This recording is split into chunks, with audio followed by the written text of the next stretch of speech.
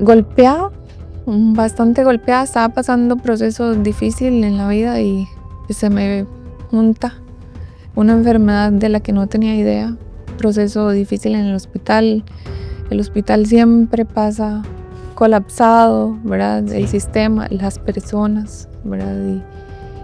Y yo me desconecto y me veo como en una pradera, como un sol del atardecer y yo sentía paz, pero yo vi lo que se dice en las películas, ¿verdad?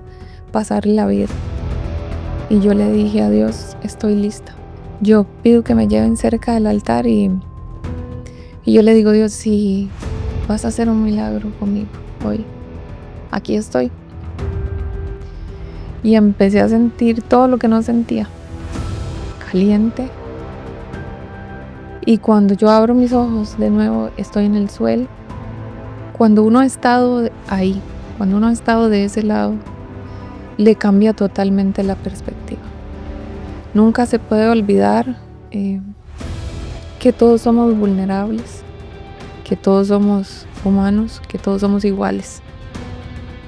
En una cama de hospital usted no es la dueña de las ambulancias, usted no es millonario, más millonario del planeta.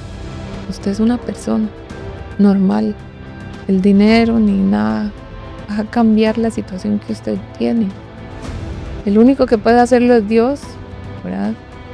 Entonces, cuando has vivido un proceso así, te hace ver la gente diferente.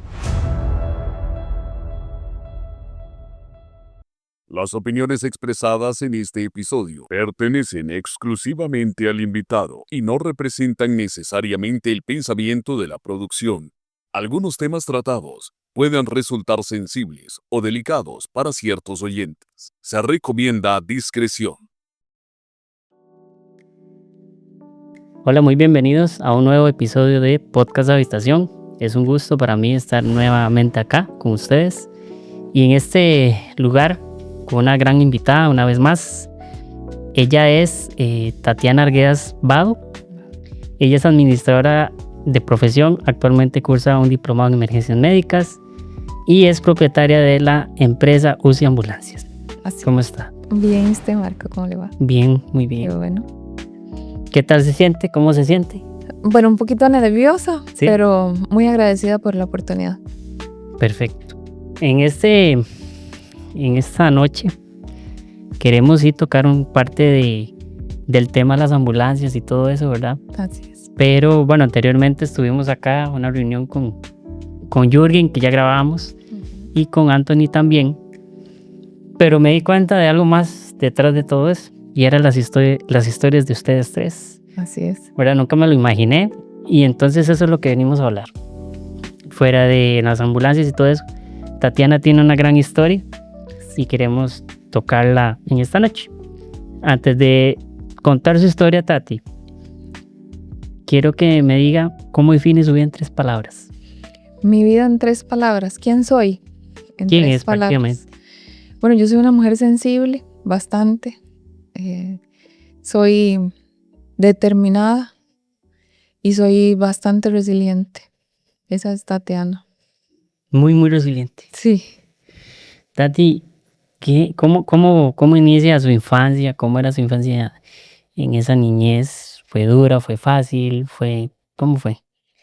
Bueno, yo soy la segunda de 4 hermanas, ¿verdad? Nosotras nos criamos en medio de una vida humilde. Yo soy de campo. Me crié la primera parte de mi infancia en Concepción de Daniel Flores, allá en zona rural, ¿verdad? Entonces yo tuve una infancia muy bonita, ver a mis papás trabajando juntos para forjar lo que hoy tenemos, ¿verdad? Y entonces eso me enseñó desde muy temprana edad a que las cosas se trabajan con humildad, se trabajan con el corazón, se trabajan con perseverancia y sobre todo con transparencia, ¿verdad? Haciendo las cosas bien como se tienen que hacer. Entonces mi infancia fue una infancia muy bonita, de mucho aprendizaje, de mucho compartir con mis hermanas, con mi familia, con mi papá.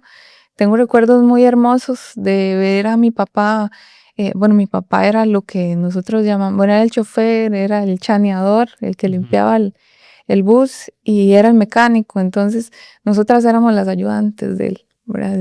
Mientras él cambiaba una llanta y hacía otras cositas, nosotras le ayudábamos a limpiar el bus. Entonces, fue una infancia muy bonita que me ha dejado muchas enseñanzas y que formó lo que hoy soy.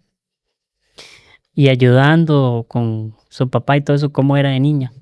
De niña, pues era muy de mi casa, siempre ahí bajo las enaguas de mi mamá y con mi papá mucho en el tema de, ese era el ratito como que él estaba en ese momento, ¿verdad? Entonces muy pegada con él, ahí medio de motores y de cosas, ¿verdad? Pero siempre una niña muy tranquila, muy, no sé, como muy centrada, ¿verdad? En la vida y viendo como todo de lejos y aprendiendo mucho.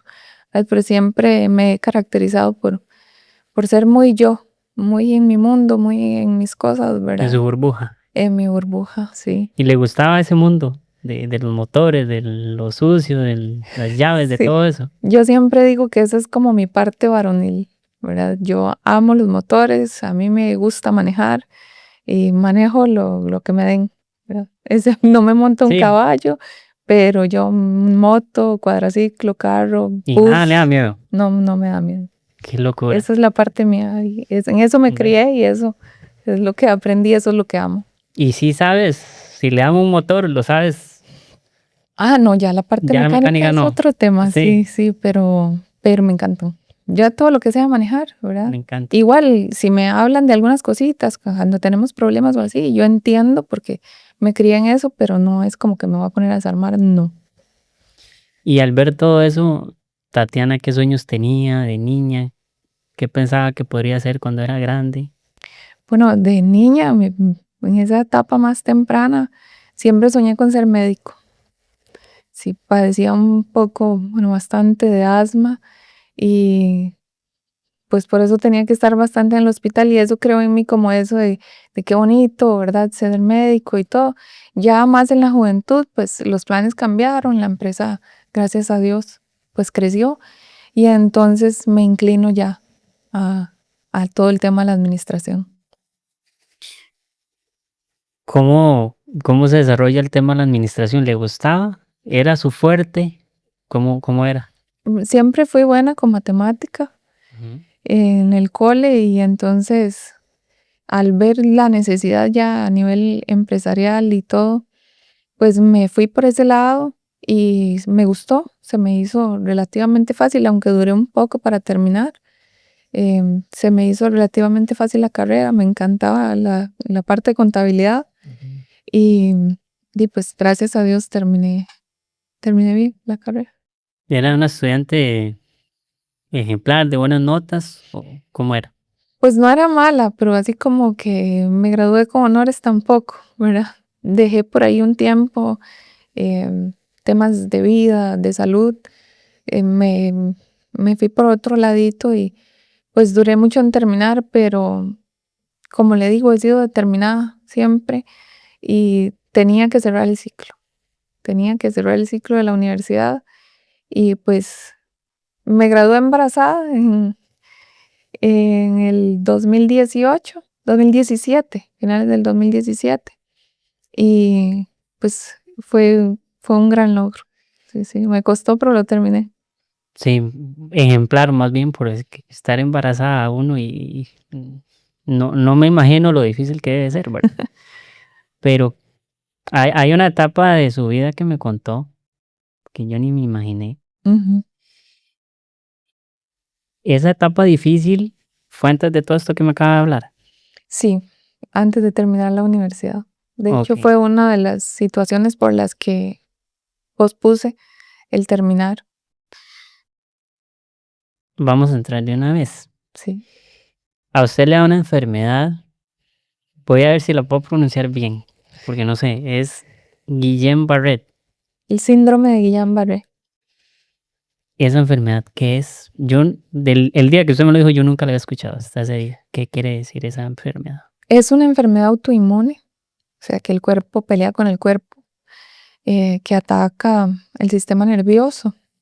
periférico principalmente, y por lo cual músculos y nervios se ven ahí, principalmente nervios que ya luego afectan músculos, se ven comprometidos. Es una enfermedad progresiva que va de los pies a la cabeza y pues corazón y pulmones son músculos. Y entonces cuando llega ahí se compromete la vida bastante fuerte. ¿Cómo inicia el primer síntoma? ¿Cuál fue? Yo empecé con una lumbalgia, lo que llamaban los médicos, ¿verdad? Un dolor fuerte en la parte baja de la espalda y eso me hizo ir al hospital varias veces.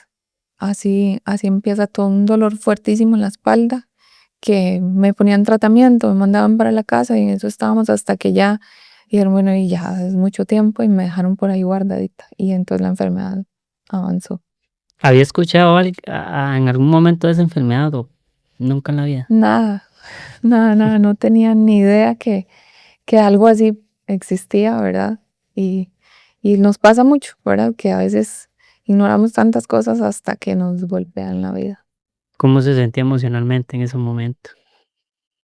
Golpeada, bastante golpeada, estaba pasando procesos difíciles en la vida y se me junta una enfermedad de la que no tenía idea, un proceso difícil en el hospital siempre pasa colapsado, ¿verdad? El Sí. sistema, las personas, ¿verdad? Y entonces cae uno en el hospital y lo dejan por ahí, vamos a manejarle el dolor y un poquito y todo, hasta que a mí me internan un lunes.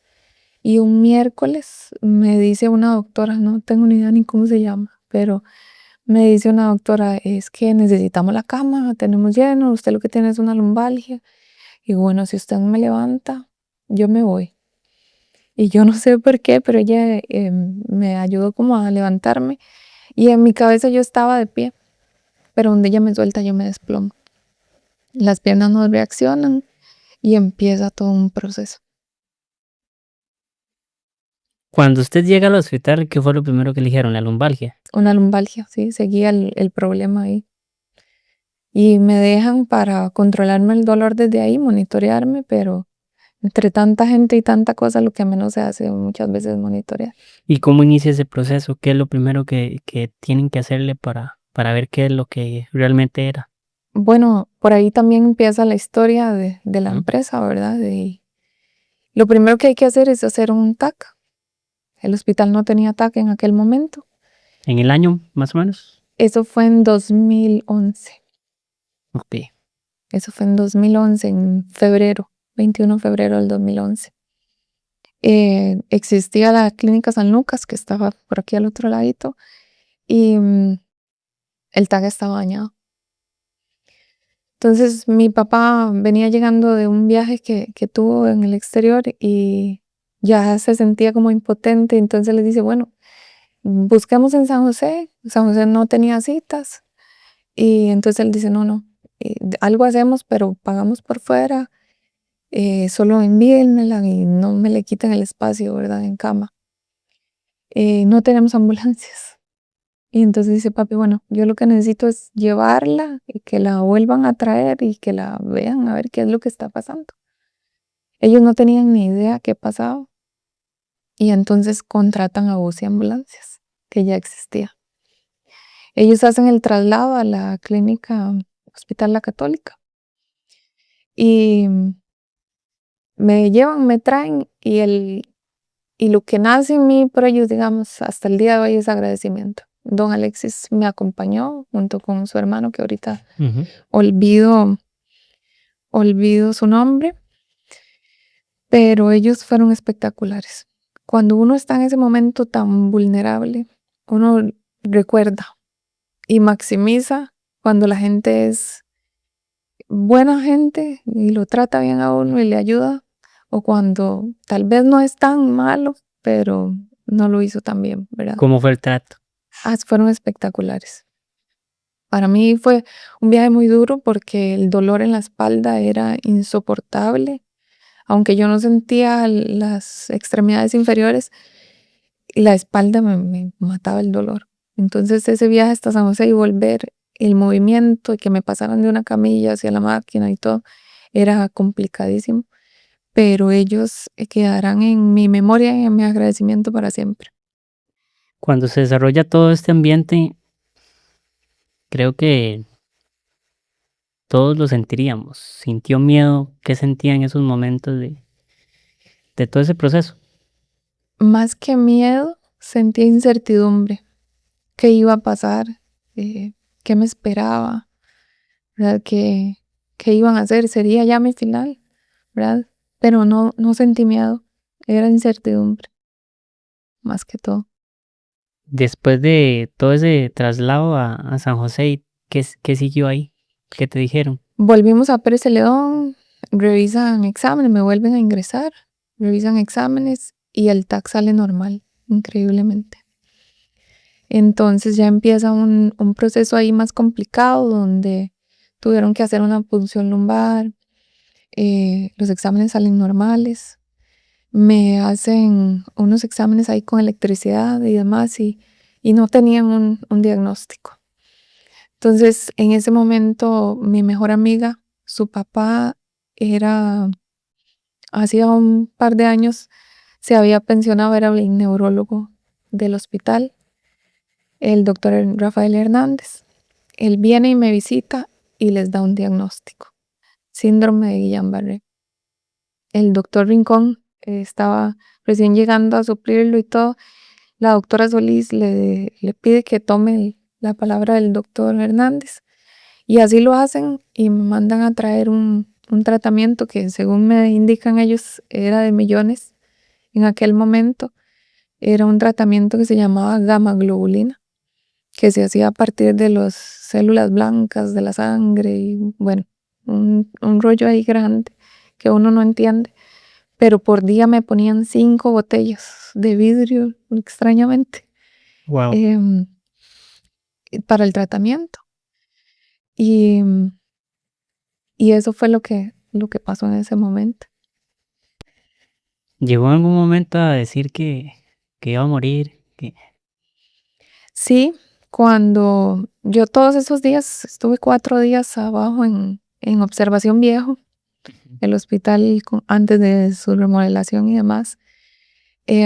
Cuando a mí me suben el día jueves por la tarde, me desconecté. Llegué a un punto en donde ya me pasan a una cama, que habían puesto una tabla ahí especial, no sé, y, y yo me desconecto y me veo como en una pradera, como un sol del atardecer, y yo sentía paz, pero yo vi lo que se dice en las películas, ¿verdad? Pasar la vida. Y yo le dije a Dios: estoy lista. Si este es mi momento, llévame contigo. Cuando yo voy caminando por aquel prado, yo escucho a la persona que estaba conmigo en ese momento cuidándome, pegando gritos y demás. Cuando yo me despierto, estoy llena de máquinas con el personal del hospital encima y había llegado el doctor que en ese momento era el encargado de la UCI, de la unidad de cuidados intensivos del hospital, y me querían pasar para cuidados intensivos. Y yo le rogué de verdad que no me llevara, porque yo entendí en ese momento que no era mi tiempo, no era el momento de Dios de llamarme, y pues que si me había abierto los ojos y había regresado, pues Dios tenía un plan conmigo.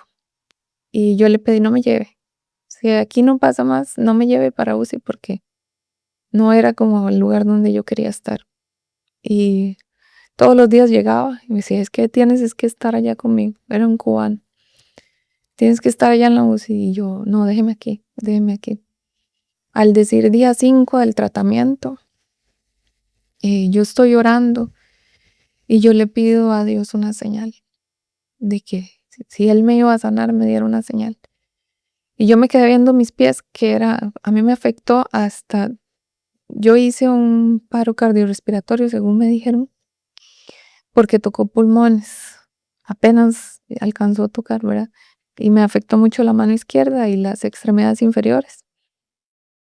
Em, y yo le pedí a Dios una señal y yo me quedé viendo mis pies y se movió apenas el dedo gordo del pie izquierdo.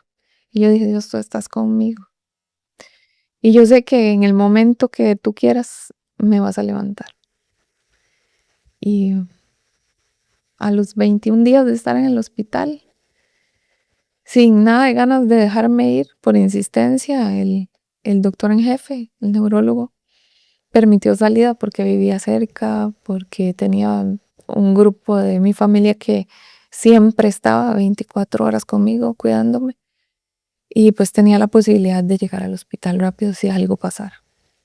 Me daban salida y en casa empieza un proceso ahí me habían dejado las citas un poco lejos para rehabilitación, entonces en casa empiezo todos los días a hacer rehabilitación, una profesional iba a ayudarme hasta que llegó abril, no recuerdo la fecha, pero en abril ya yo lograba sostenerme en mis brazos. De hecho, tengo músculo de ese tiempo todavía porque yo cero ejercicio, pero ese tiempo fue increíble.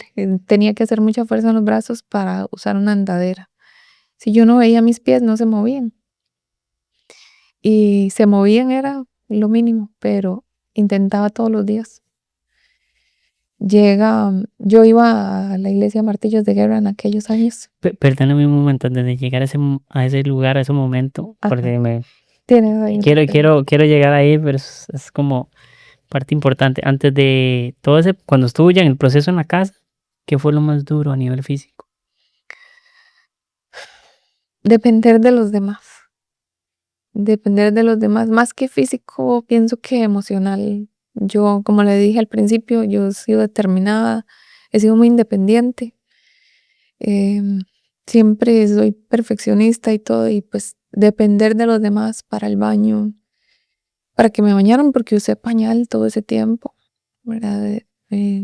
Para que me metieran al baño, para comer, para todo, para acostarme, para sentarme, para hacer mis ejercicios, ¿verdad? Todo. Esa fue la parte más difícil, tener que depender de los demás. ¿Cómo reaccionó su familia cuando empiezan a ver todo este proceso? Ellos hicieron un vallado, digamos, alrededor, no solo en la parte espiritual, sino en el apoyo, en el estar ahí, en cuidarme, en estar atentos, en ver qué podían hacer más. Tanto físico como psicológico, me imagino, ¿verdad? También, sí, ellos se volvieron mis pies y mis manos. Ahora sí, pasa algo muy impresionante. El día que me lo contó yo, que de verdad. Sí, Llegas a una congregación y ahí llegué sucede algo. ¿Qué es lo que a pasa? donde asistí en aquel Ajá. momento y desde que yo entré yo sentí algo diferente. Yo sentía el cuerpo como con electricidad y todo era extraño. Yo pido que me lleven cerca del altar cuando termina la predicación y demás. Yo pido que me lleven cerca del altar y yo le digo, Dios, si vas a hacer un milagro conmigo hoy, aquí estoy. Y empecé a sentir todo lo que no sentía, caliente.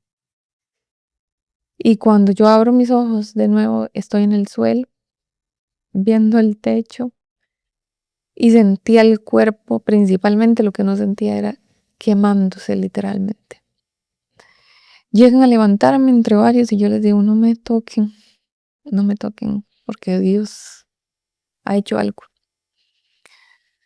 Como pude en el momento, me senté, me quedé ahí dándole gracias a Dios y me levanté como hoy entré caminando aquí. Sin un Dios, solo síntoma de nada. nada. He perdido un poquito la sensibilidad en el brazo izquierdo y en las caderas, digamos, pero como a nivel de piel. Pero eso es un recordatorio, simplemente, porque Dios hizo un milagro. Yéndonos un poquito más profundo, antes de que pasara todo eso, ¿Cómo era su vida con Dios, su relación con Dios? ¿Siempre fue creyente o más o menos? Sí, a mí me criaron en el Evangelio. Desde muy pequeñita me llevaban a la iglesia. Desde muy niña me enamoré de Dios. De, soy fiel creyente y viva imagen de que existen los milagros. Y antes de eso servía en la iglesia y tenía una relación buena con Dios, verdaderamente. Cuando sucede el milagro, eh, obviamente hay un cambio físico milagroso, Ujú. pero a nivel interno, ¿qué cambios hubo a partir de ahí? Pues una fe más arraigada, eh, como le digo, creyente ferviente de que Dios hace milagros, de que Él tiene el control de todo y de que no nos deja en ningún momento. Nosotros nos podemos alejar y lo que sea, pero Él está ahí. Como dice su palabra, Él está a la puerta y llama. Así es. Cuando sucede todo el milagro y todo esto, bueno, primero, ¿cómo fue su reacción? Y después, obviamente, su familia y todos, ¿cómo fue eso? Pues ya ese servicio terminó bien tarde, por lo menos para mí, que estuve ahí no sé cuánto tiempo. Uno ni se da cuenta a veces. No. Y ya mis papás, que eran los que tenía cerca, y mi hermana estaban dormidos, ¿verdad? Y yo dije, no, mañana a buena hora toco la puerta y despierto. En la iglesia, pues yo pegaba brincos como una cabra por todo lado, pero con ellos cuando yo llegué en la mañana, toqué la puerta y Ya mi me mamá me imagino. abrió, cayó de rodillas solamente. Wow. A darle gracias a Dios porque en algo así uno no puede más, perdón, no puede más que dar gracias, porque no tiene ni cómo pagar ni cómo más agradecer que dar gracias. Eso es lo único que queda, pero sí fue impactante para todos porque yo tengo un certificado que no lo encontré. En algún lado está que dice que yo no me voy a recuperar de eso. Una sentencia. ¿Lo tienes? Lo tengo en algún lado. No lo Si me encontré. lo puede pasar, ahí lo vamos a ver para que la gente vea. Sí, porque dice recuperación incierta, esas fueron las palabras. El doctor me dijo, no se recuperan de esto. A mí, digamos, él me lo dijo y el certificado ellos se conservan ahí un poquito, pero básicamente eso es lo que dice. Y a eso quería llegar. Cuando todo el mundo, porque me imagino que, bueno, yo en algo así seguro me vuelvo loco de ver un milagro y, ¿verdad? Todo esto. Pero cuando llega donde el doctor, Cuando llegó donde el cuando doctor, llega al hospital, ¿qué sucede? yo le toco la puerta, él estaba en consulta, yo no tenía cita ni Así de tenía pie, nada. como nada. Sí, sí, yo Qué increíble. dije, hoy voy para donde el doctor, eso fue un lunes, pero era Semana Santa, la semana siguiente yo estaba ahí lunes. Toco la puerta después de que sale el paciente con el que estaba y le digo, doctor, permiso, y se me queda viendo, pero no me reconoce. Y le digo, doctor, ¿se acuerda de mí? Y me dice, sí. Y le digo, pero sí se acuerda de mí. Sí, pero no caminabas. Y entonces yo le dije, no, doctor, ¿y qué pasó? Y le digo, pasó que hay un Dios vivo que aún hace milagros, que es el mismo de ayer, de hoy y de por los siglos. No, no, es que eso no. Y le digo, sí, doctor, ese es el Dios en el que yo creo. Pues ellos se aferran a su ciencia y dice, no, vamos a hacer exámenes porque entonces no era el Guillain-Barré. Tienen que ser lupus, tienen que ser una cosa, tienen que ser la otra. Y me hicieron todos los exámenes que te puedas imaginar. Y todos decían que no tenía nada. Nada, ni siquiera secuelas del Guillain-Barré.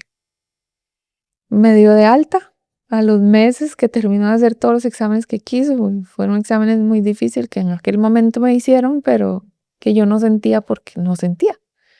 Pero hacerlos con todos tus 5 sentidos en orden es otra cosa. Pues todos los pasamos y él me da de alta. Y me dice, bueno, si no lo hubiera visto, no lo creería, pero aquí estás. Sigo creyendo que no era que ya dice. Se quedó con eso. Sí, y yo le digo, pues mejor crea que Dios existe y que puede hacer milagros en usted, en su familia, en sus pacientes. Y me Le dice, sale bueno, predicando, más bien. sí. Y, y no, hasta hace un par de años que lo vi en Clínica Las Américas, todavía se me queda viendo y me dice, todavía deberíamos hacer exámenes. Y yo, no, doctor, no es necesario. Me dijeron que entre todas las sentencias que me dijeron, si tienes hijos, vuelve la enfermedad. Ese mismo año, en diciembre, recibo la noticia de que viene mi hija, Génesis, en camino. Perdón, ¿qué nombre? Sí, Génesis, Dios me dio el nombre a los 15 años. Desde ese tiempo Wow. yo venía con problemas, ya me habían dicho que hijos no, algunas cositas. Pero Dios en una madrugada me dio la promesa de que yo iba a tener a Génesis, el principio de la bendición. Y ahí está Génesis hoy con 13 años, a puertas de los 14. Y en 2018, en enero, nació Dominic, que también me lo dio Dios el nombre.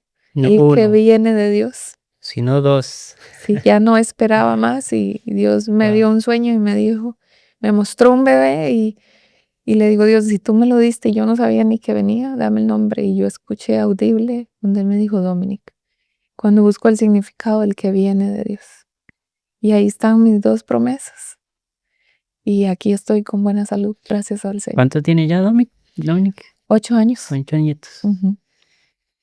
Qué impresionante es ver de que no vas a tener hijos, no vas a poder.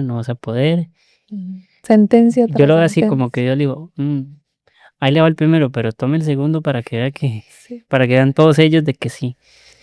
Qué impresionante ver estas cosas, vieras qué interesante porque usted ahorita me dijo que le dieron 21 días, fueron, ¿verdad? Estuve en el hospital 21 21 días. días. Y he escuchado tantos milagros en 21 días. En serio. Vieras que es tan interesante historias que he escuchado. Y también de mujeres que han perdido parte del útero.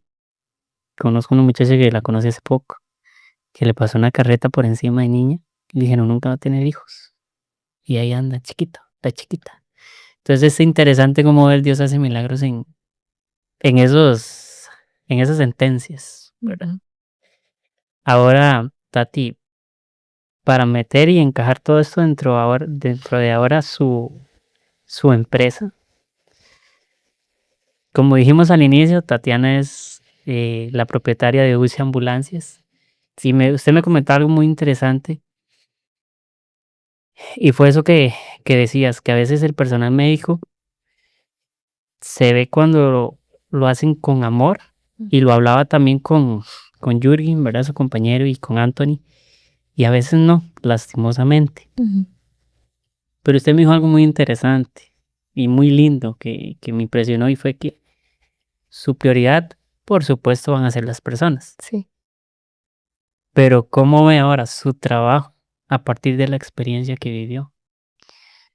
Se ve totalmente diferente porque cuando uno ha estado ahí, cuando uno ha estado de ese lado, le cambia totalmente la perspectiva.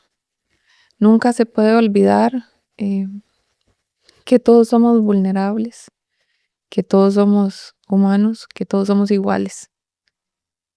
En una cama de hospital usted no es la dueña de las ambulancias, usted no es el millonario más millonario del planeta, usted es una persona normal. El dinero ni nada va a cambiar la situación que usted tiene. El único que puede hacerlo es Dios, ¿verdad? Entonces, cuando has vivido un proceso así, te hace ver la gente diferente, totalmente. En cada paciente yo veo, digamos, la situación en la que yo estuve. Yo me acuerdo de cómo me trataron, lo bueno y lo malo, y yo quiero corregir lo que no estuvo tan bien y replicar lo que se hizo de manera correcta. Y si puedo mejorarlo todavía, con más razón. Para mí hay una palabra que yo he hecho muy mía y es Colosenses 3:23. Y todo lo que hagáis, hacedlo de corazón como para el Señor y no para los hombres, porque de Él recibiréis, ¿verdad? Entonces, para mí el proceso me enseñó a, a dar esa parte extra, ¿verdad? A darle y devolverle al paciente un poquito, en medio de todo el proceso difícil que se vive, en medio del dolor, en medio de la incertidumbre, en medio de la desesperanza, darles calidez humana, darles amor. Jesús enseñó en Mateo que el segundo gran mandamiento es amar al prójimo como a uno mismo. Y eso es lo que yo quiero hacer en esto, devolverle un poquito a la gente ese amor, esa calidez y mostrar el amor de Dios en medio de todo. Creo que la pregunta viene ligada, pero Tatiana, ¿cómo ve ahora la vida? Yo quiero hacer muchas cosas, ¿verdad? Ahora la vida cambió después de todo eso, ya han pasado muchos años. En medio de todos esos años, pues se me da la oportunidad de administrar, de tener a UCI y devolver un poco de eso a la gente. Y ahora lo veo pues con ganas de ayudar a otros, con ganas de hacer las cosas diferente, con ganas de que la gente pueda ver verdaderamente un cambio en medio de sí somos privados, pero trabajamos para la parte pública y trabajamos para la gente y quiero que la gente vea un cambio en eso, que vea una verdadera humanidad en medio de todo, un verdadero hacer las cosas con amor y de responder bien. Sí, yo le comentaba a Anthony que a veces el personal médico o personas como ustedes, ¿verdad? Paramédicos, muy Yuri, a veces la gente los ve como un robot Ujú. o no los ve como humanidad, como decía usted, Sí, que luego al final les vamos a contar algo, ¿verdad? Muy importante, si Dios quiere. Y nos va a ayudar a ver esa parte humana, ¿verdad? exacto. Sí. Pero qué interesante es ver que a veces la gente cree que ustedes como personal médico son un palo y no. Es que Jorge me decía, no sé cómo lo ve usted, pero saben controlar tanto lo que están sintiendo, aunque se estén quebrando por dentro, que por eso a veces no todo el mundo sirve para eso. No sé usted qué piensa. Yo pienso que esa es la parte difícil de esta profesión, porque en un principio, cuando empezamos con todo esto, bueno, estudié las certificaciones que necesitamos, que son APA y MAVE, el manejo de vehículos de emergencia y el asistente en primeros auxilios. em, y yo decía, qué bonito.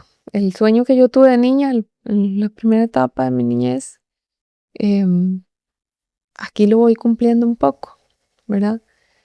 Pero también se me hacía difícil el hecho de yo decir, ¿y cómo yo voy a llegar si veo gente sufriendo, si yo soy sensible y si me pongo a llorar y si esto y el otro, ¿verdad?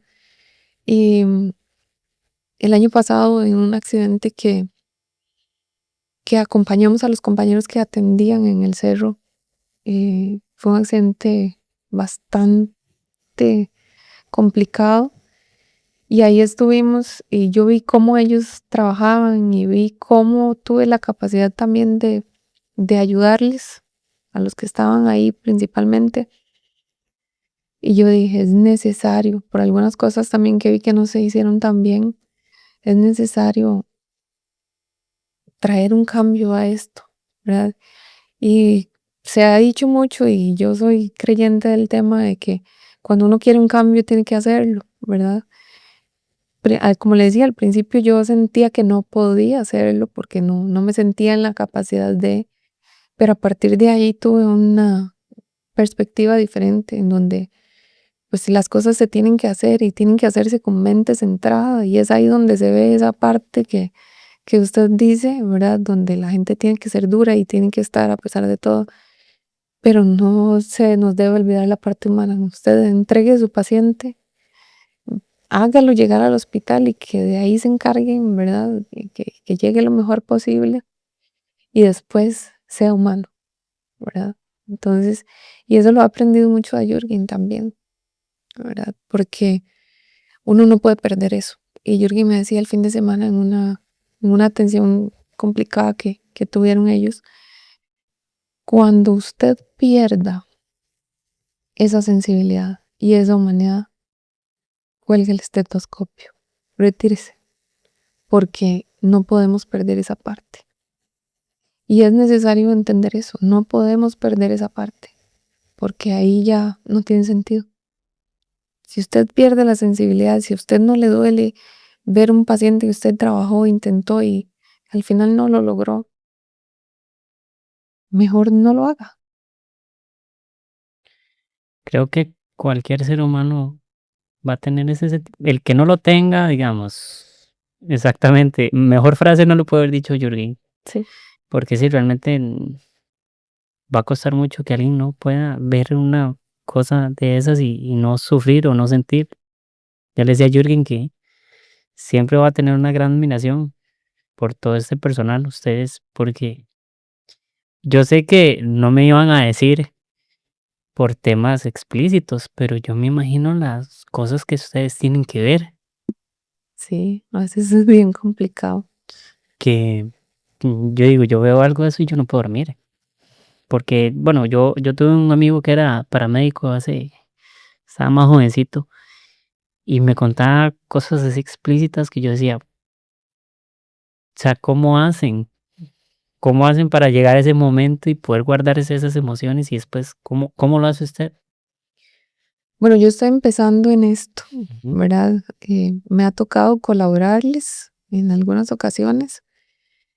Entonces uno se concentra mucho, o sea, se concentra tanto en que hay que hacerlo, hay que ayudarle a esa persona que está ahí, que en el momento esas emociones como que se guardan. Y cuando usted termina, ya cuando usted entrega al paciente y usted se relaja, digamos, es como, ahora sí, soy yo, ¿verdad? Ujú. Pero es como un automático.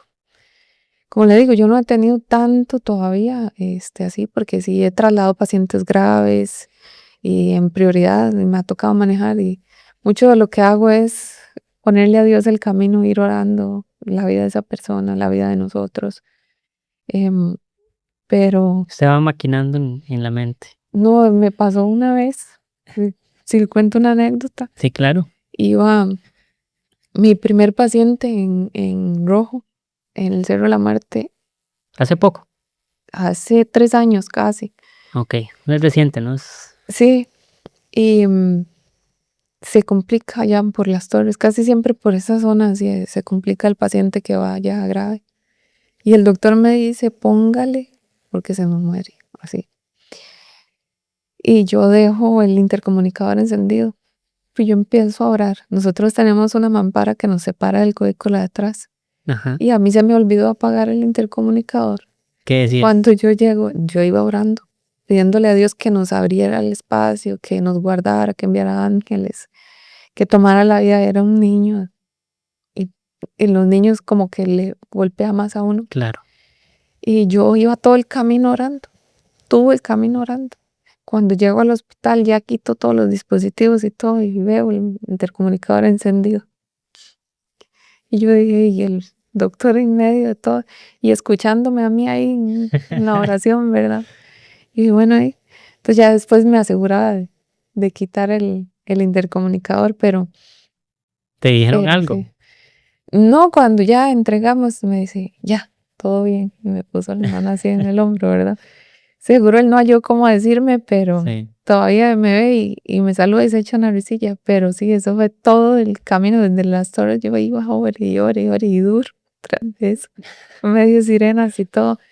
Pero, pero sí es eso, digamos. Yo siempre le pongo a Dios el camino y le pongo la situación y le pido que me dé la sabiduría y la templanza para actuar de la mejor manera.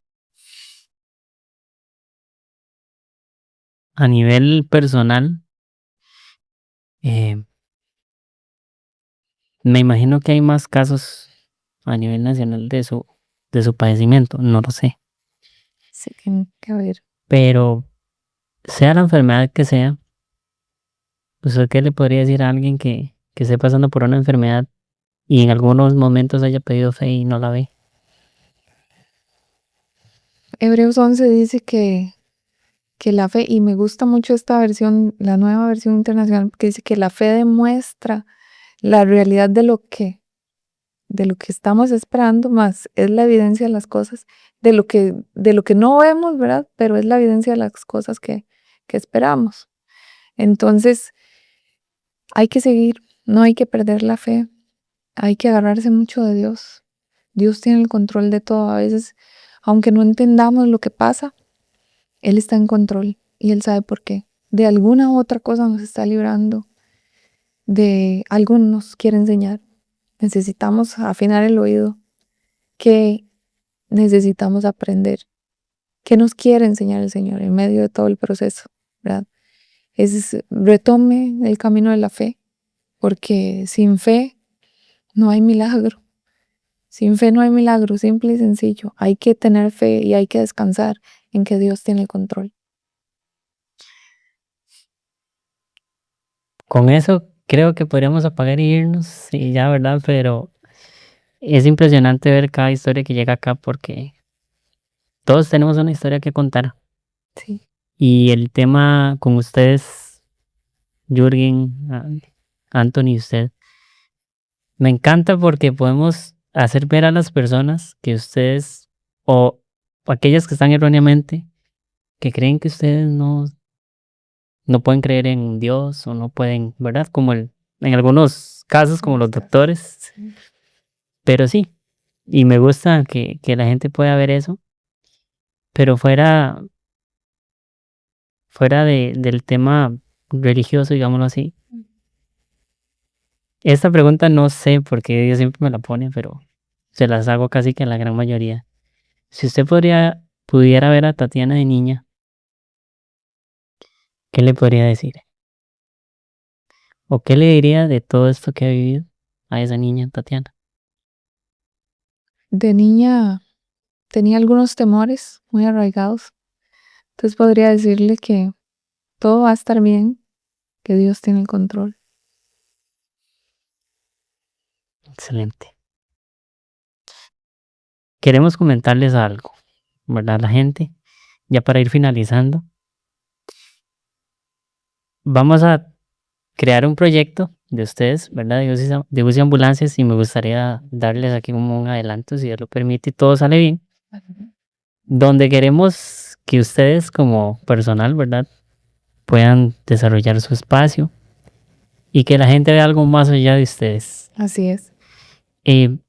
Para darle información a la gente, a qué números se pueden comunicar. Esperamos, como le dije a sus dos compañeros, que no necesiten este servicio, Así es. porque realmente es complicado, pero por cualquier emergencia, ¿a qué número se pueden contactar? Para emergencias puede ser al 8811-0911. Principalmente ese número al 24/7. 24/7. Así es. Ahora sí, lo que es la ambulancia UCI, ¿qué servicios brinda para que la gente también esté un poco Bueno, informada? en UCI Ambulancias tenemos el servicio prehospitalario que abarca toda la atención de emergencias, casas, empresas, accidentes, ¿verdad? Y contamos con la primera unidad de servicio de soporte avanzado de vida de la zona sur.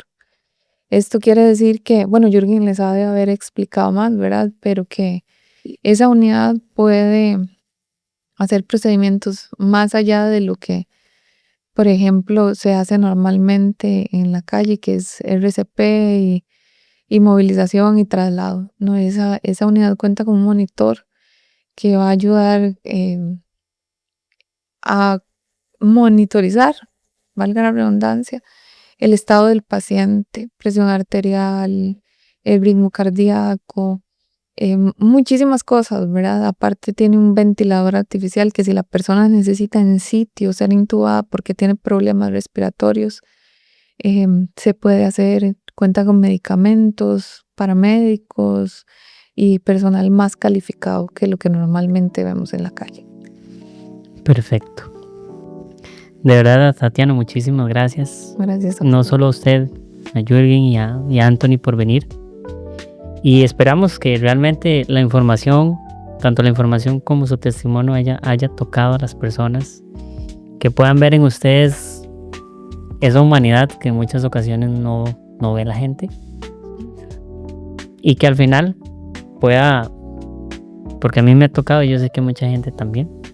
Muchísimas gracias a usted, también aquí a su compañero, por acompañarnos. A los que nos están viendo también, recordarles que nos pueden buscar como Podcast Habitación, tanto en TikTok como Instagram. Y pronto, esperemos que pronto esté ya al aire el proyecto de UCI Ambulancias para que también lo sigan ahí y estaremos informándoles, ¿verdad? Así es, así es. Perfecto, muchísimas gracias, Tati. Gracias a usted.